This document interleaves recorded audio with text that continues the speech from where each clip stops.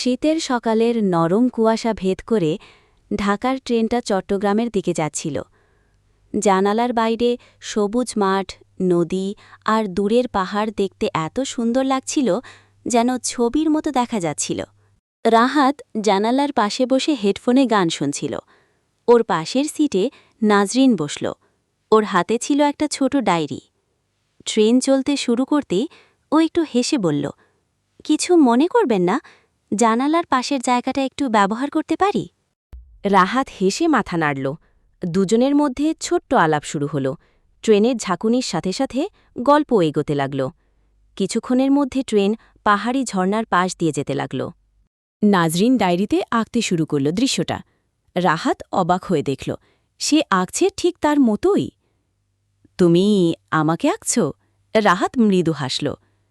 নাজরিন লজ্জা পেয়ে বলল, হয়তো, কারণ এই মুহূর্তটা মনে রাখতে চাই।